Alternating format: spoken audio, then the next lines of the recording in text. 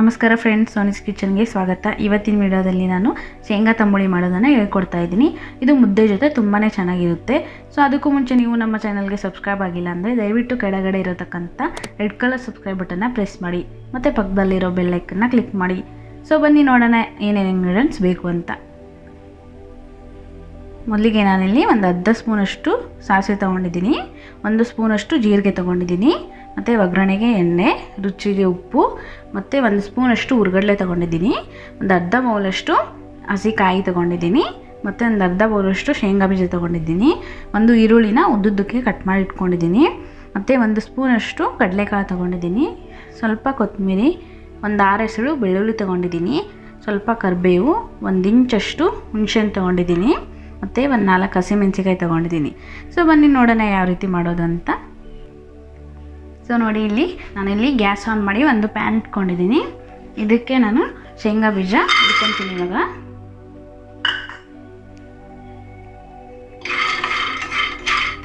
ಶೇಂಗಾನ ಹುರ್ಕೋಬೇಕು.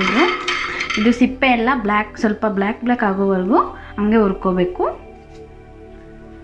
ನೋಡಿ, ಇವಾಗ ಈ ರೀತಿ ನಾನು ಶೇಂಗಾನ ಹುರ್ಕೊಂಡಿದ್ದೀನಿ. ಇವಾಗ ಇದನ್ನು ಒಂದು ಪ್ಲೇಟಿಗೆ ತಕ್ಕೊತೀನಿ.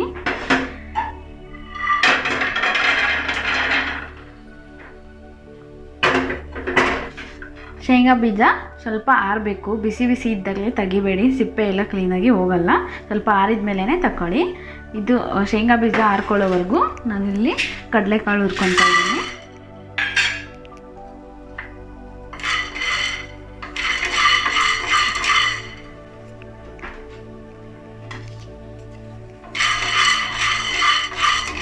ಇದಕ್ಕೆ ನಾನು ಸ್ವಲ್ಪ ಎಣ್ಣೆ ಹಾಕ್ಕೊತೀನಿ, 1 ಹನಿಯಷ್ಟು.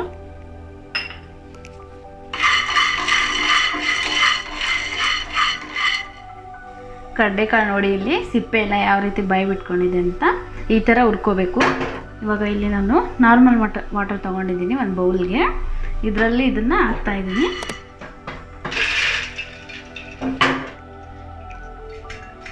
ಇವಾಗ ಹಸಿಮೆಣಸಿಕಾಯಿ ಹುರ್ಕೊತಾ ಇದ್ದೀನಿ. ತುಂಬ ಚೆನ್ನಾಗಿರುತ್ತೆ ಈ ರೀತಿ ಹುರ್ಕೊಳ್ಳೋದ್ರಿಂದ. ಕಡಲೆಕಾಳು ನೋಡಿ, ಇಲ್ಲಿ ಜಾಸ್ತಿ ಹೊತ್ತು ನೀರಲ್ಲಿ ಇಡಬೇಡಿ, ಒಂದು 2 ನಿಮಿಷ ಇಟ್ಬಿಟ್ಟು ನೀರೆಲ್ಲ ತೆಗೆದು. ಜಾಸ್ತಿ ಹೊತ್ತು ಇಟ್ಟರೆ ಎಲ್ಲ ಸಾಫ್ಟಾಗಿ ಬರುತ್ತೆ, ಮೆತ್ತಗಾಗುತ್ತೆ. ಆಮೇಲೆ ಬಾಯಿಗೆ ಸಿಗಬೇಕಾದ್ರೆ ಕಟ ಅನ್ನಲ್ಲ, ಅದು ತುಂಬ ಮೆತ್ತಗಾಗೋಗುತ್ತೆ. ಮೆಣಸಿನ್ಕಾಯಿನ ಈ ರೀತಿ ಹುರಿದು ಹಾಕೊಳ್ಳೋದ್ರಿಂದ ಟೇಸ್ಟ್ ತುಂಬ ಚೆನ್ನಾಗಿರುತ್ತೆ. ಸೊ ನಾನು ಇದೇ ರೀತಿ ಮಾಡೋದು. ಸೊ ಇದು ಆಗಿದೆ. ಇವಾಗ ನಾನು ಗ್ಯಾಸ್ ಆಫ್ ಮಾಡ್ತೀನಿ. ಸೊ ನೋಡಿ, ನಾನು ಇಲ್ಲಿ ಮಿಕ್ಸಿ ಜಾರ್ ತೊಗೊಂಡಿದ್ದೀನಿ. ಇವಾಗ ಇದು ಮೆಣಸಿನ್ಕಾಯಿನೂ ಇದರಲ್ಲೇ ಹಾಕೊತಾ ಇದ್ದೀನಿ. ಮತ್ತು ಸ್ವಲ್ಪ ಜೀರಿಗೆ ಹಾಕ್ತಾಯಿದ್ದೀನಿ, ಕೊತ್ತಂಬರಿನೂ ಹಾಕ್ತಾಯಿದ್ದೀನಿ. ಇದಕ್ಕೇ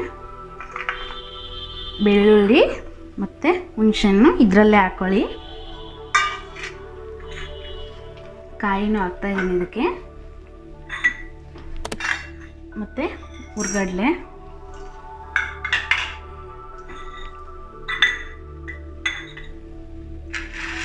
ನೋಡಿ ಶೇಂಗಾ ಬೀಜ ಎಲ್ಲ ಸಿಪ್ಪೆ ತೆಗೆದಿಟ್ಕೊಂಡಿದ್ದೀನಿ. ಕ್ಲೀನಾಗಿ ಸಿಪ್ಪೆ ಎಲ್ಲ ಹೋಗಿದೆ. ಇವಾಗ ಶೇಂಗಾನೂ ಹಾಕ್ತಾಯಿದ್ದೀನಿ ಇದಕ್ಕೆ.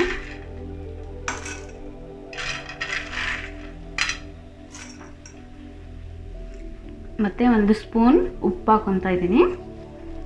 ಇವಾಗ ಇದನ್ನೆಲ್ಲನೂ ರುಬ್ಕೊಳ್ಳಿ ಚೆನ್ನಾಗೆ. ನೋಡಿ, ಇಲ್ಲಿ ಈ ಥರ ರುಬ್ಕೊಂಡಿದ್ದೀನಿ. ನಾನಿಲ್ಲಿ ಇವಾಗ ಇದೇ ಪ್ಯಾನಲ್ಲಿ ಎಣ್ಣೆ ಹಾಕ್ಕೊತೀನಿ.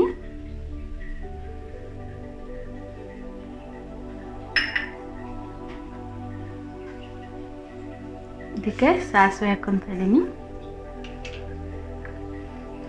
ಜೀರಿಗೆ ಸ್ವಲ್ಪ,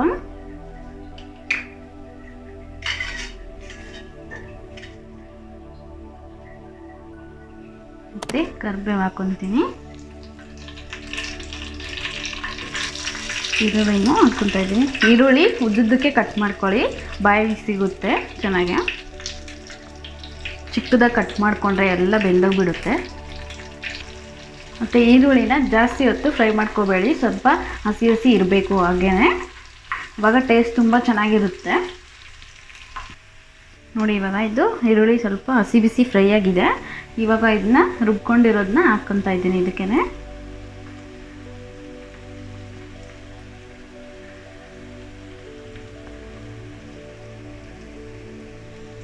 ಮಿಕ್ಸ್ ಮಾಡ್ಕೊಳ್ಳಿ ಇದನ್ನು.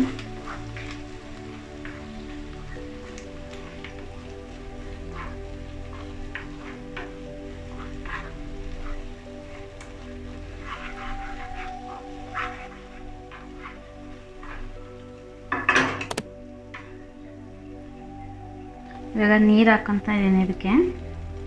ನೋಡ್ಕೊಂಡು ಹಾಕೊಳ್ಳಿ, ಜಾಸ್ತಿ ತೆಳುವಾಗಿ ಮಾಡಬೇಡಿ, ಸ್ವಲ್ಪ ಮೀಡಿಯಮ್ ಆಗಿರಬೇಕು.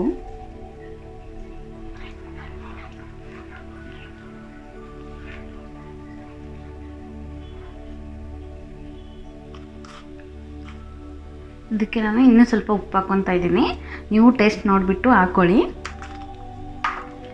ಇವಾಗ ಇದು ರೆಡಿಯಾಗಿದೆ. ಇದು ಏನು ಬೇಯಿಸೋದು ಬೇಕಿಲ್ಲ. ಇವಾಗ ನಾನು ಗ್ಯಾಸ್ ಆಫ್ ಮಾಡಿಬಿಡ್ತೀನಿ. ಇದು ಇವಾಗ ರೆಡಿ ಆಗಿಬಿಟ್ಟಿದೆ.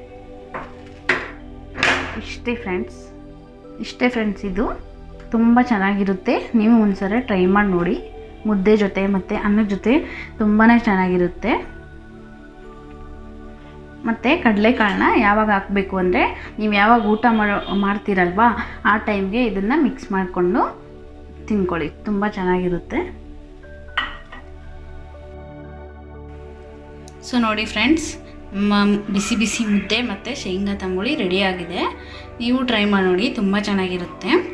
ಈ ವಿಡಿಯೋ ನಿಮಗೆ ಇಷ್ಟ ಆದರೆ ಲೈಕ್, ಶೇರ್ ಆ್ಯಂಡ್ ಸಬ್ಸ್ಕ್ರೈಬ್ ಮಾಡಿ. Thank you.